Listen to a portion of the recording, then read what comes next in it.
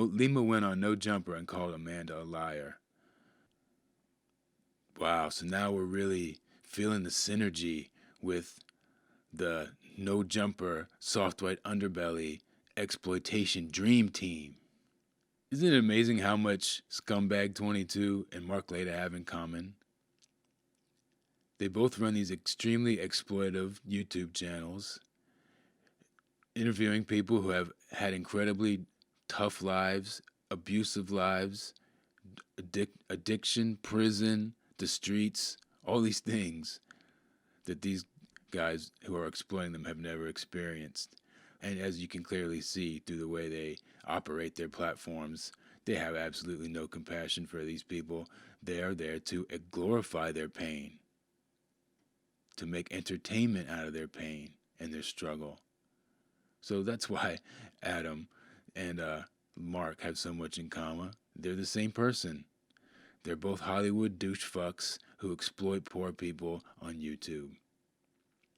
And now they've got Lima in there. And Lima's almost worse, isn't she? Because behind that fake smile is someone who's every bit as exploitative as these two guys, but she pretends to actually be helping people. She pretends that she's some sort of therapist trying to cure addiction with VR helmets, mind control helmets. So isn't that even worse? Because Mark makes no pretensions on helping people. Not really. And so once again, they're doing that thing that really pisses me off, is that they're exploiting Amanda. And what really, really pisses me off is Lima has the audacity to come on this interview and call Amanda a liar. Lima has the audacity to call someone a liar. Not only just someone that died in her care and who she forced to walk back her previous statements.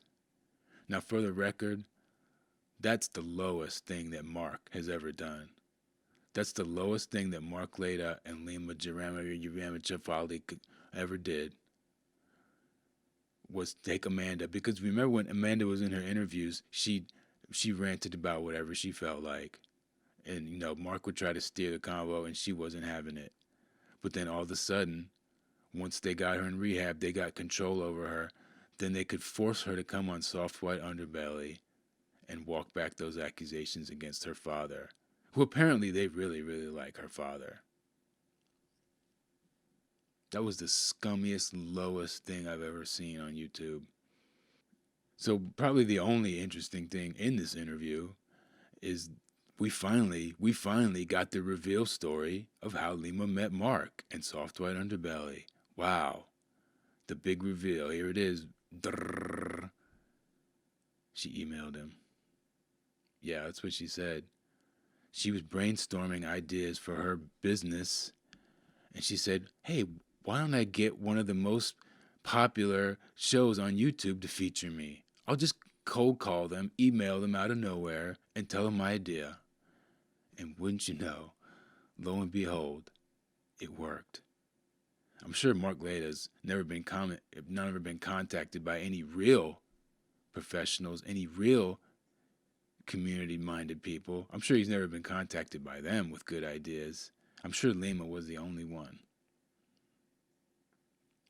And so we also, in this interview, we got the story of how Lima met Bam Margera. And she hems and haws a little bit, and then she just says, yeah, we're introduced through a mutual friend. I mean, one of the fascinating things about this is how many billionaires, trillionaires, movie stars, YouTube hosts roll out of bed for Lima Jevremovic. She has got every rich person in the world behind her. Isn't that amazing? And yet no one likes Lima. And speaking of Lima, has she had more work done? Like, could someone explain this to me? Is there some kind of Hollywood contract with these people? That they have to turn themselves into the cat lady as soon as they start getting famous? Because that's all I see with these Hollywood actresses, and that's what Lima is. She's a Hollywood actress. That's her. That's what she does. She's an actress. That's what I see with all these Hollywood actresses, is that they get famous, and then they completely change the face that got them famous. How does that make any sense? You get famous with one face, and then you change it to a different face. Why would you do that unless A, you were being forced to, B, you were mentally ill, or C, you could expect some kind of reward for doing. I mean, if I was a movie star and I changed my face to look like someone different, I wouldn't expect to get hired again because my face is the thing. You know what I'm saying? So what is it with the female stars, Hollywood stars, all changing into cat ladies looking like transgenders? So that's a whole nother side topic. But again, Lima has billionaires, trillionaires, everyone trying to launch her career. That's another thing that disgusts me about Lima. All these rich and famous people trying to get her started in this fake conservator role, whatever she's playing here. These are the same billionaires, trillionaires who would never ever lift a finger to help someone like Amanda. In fact, they became billionaires and trillionaires by exploiting people like Amanda.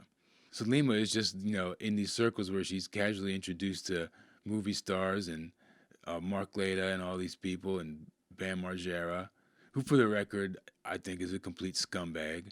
When you look at what is the legacy of Jackass, the legacy of Jackass is all these kids killing themselves with these stupid TikTok challenges. That's what the legacy of Jackass is.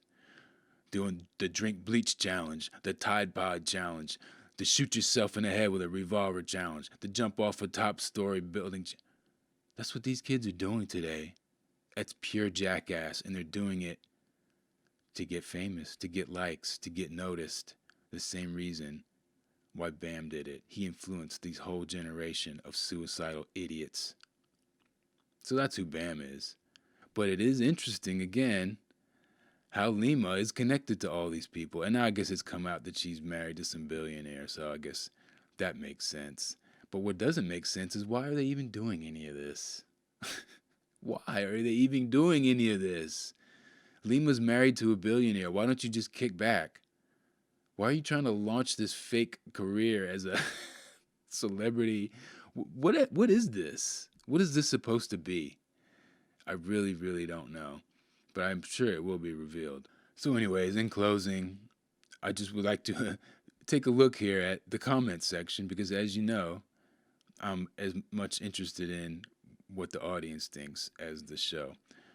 So, surprisingly enough, the no jumper audience is more intelligent than I gave them credit for because they're not buying any of this shit. I mean, they're going in on Lima. Nobody takes her seriously. Everybody thinks she's sinister and weird. And, people like Lima is why people are hesitant to get help for their mental health.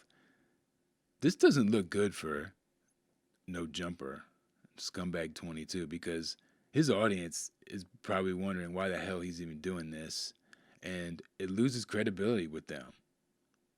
And you kind of see by his body language, he's not really feeling this interview that much. But, I mean, I don't know what the deal is with Scumbag 22. Or is his audience kind of like Vlad's audience where they all hate him, but they still watch his channel? Because him and Vlad and Mark Laita are all like one and the same.